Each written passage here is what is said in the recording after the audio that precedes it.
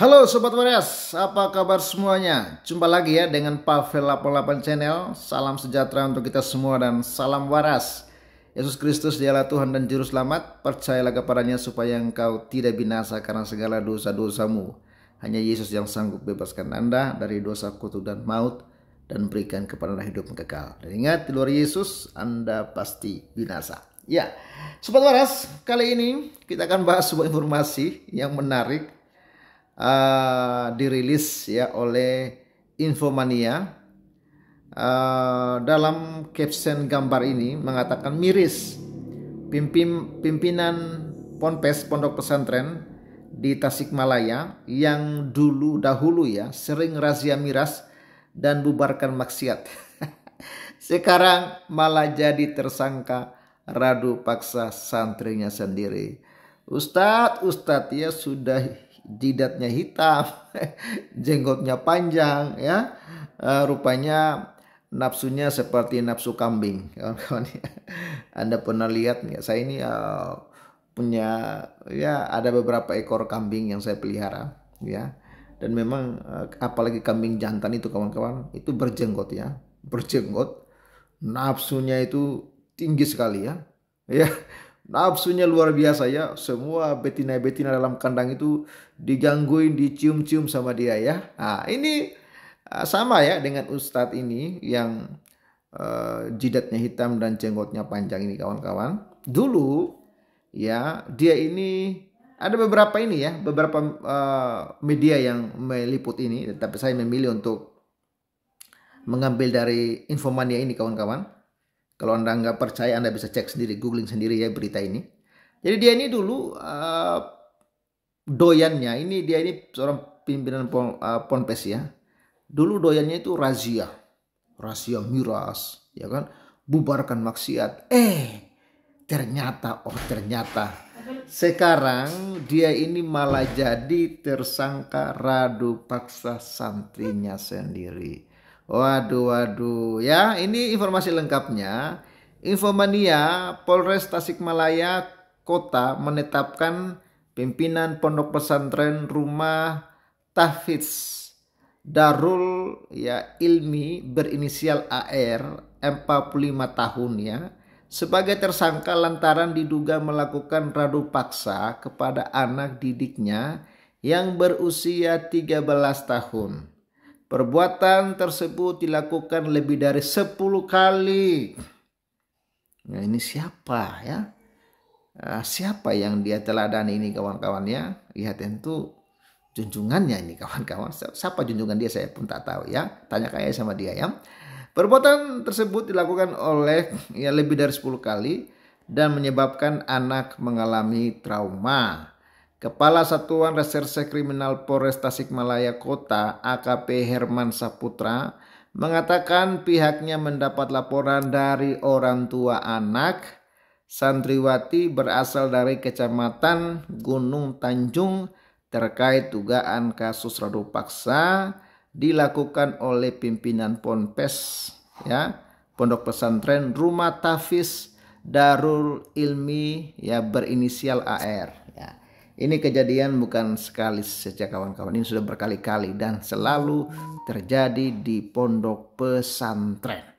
Kami melakukan rangkaian pemeriksaan berkaitan dengan dugaan tindak asusila dilakukan oleh pimpinan Pondok Pesantren Rumah Tahfidz Darul Ilmi berinisial AR pada anak didiknya di bawah umur. Dalam penyelidikan tersebut, pelaku mengakuinya telah menyetubuhi 4 kali sejak akhir tahun 2023 hingga November 2024. Katanya pada Sabtu 11 Januari 2025. Dia mengatakan ya gelar perkara penyidikan yang dilakukan terhadap AR terbukti melakukan perbuatan radu paksa kepada anak didiknya di Pondok Pesantren Rumah Tahfidz ya, ini Tahfidz ya Darul Ilmi ya sebagaimana yang dilaporkan oleh ibu kandungnya. Sumbernya ini dari Metro TV.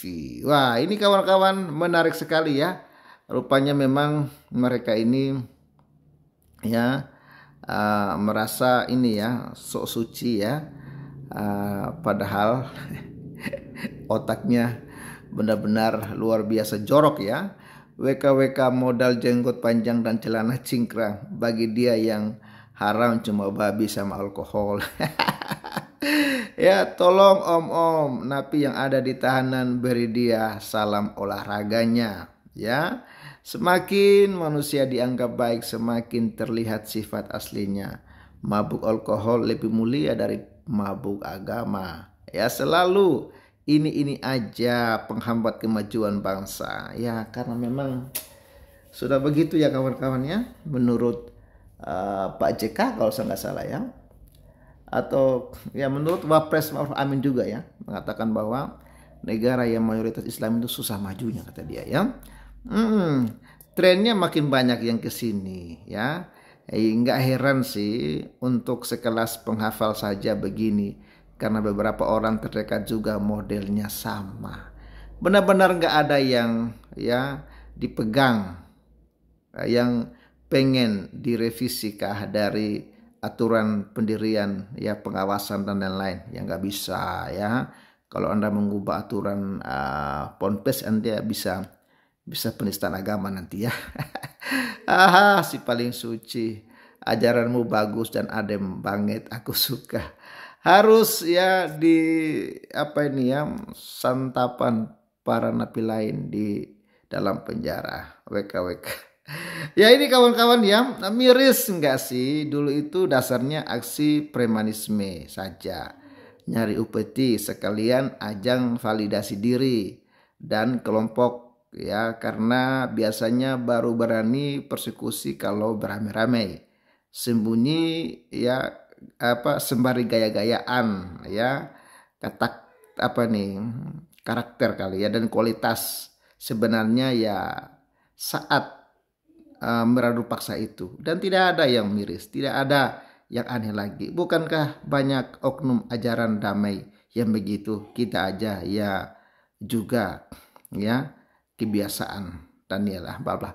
Kawan-kawan ya jangan heran lah ya, Rizik Syihab aja kan kasusnya gitu juga kan, dengan siapa itu nama apa nama perempuan yang yang ramai dengan Rizik Syihab itu ya kan, sok suci ya kan, sok haram alkohol, haram segala macam, haram zina, padahal mereka lah yang pencina sesungguhnya. Mereka lah yang doyan melakukan yang begitu-begituan ya.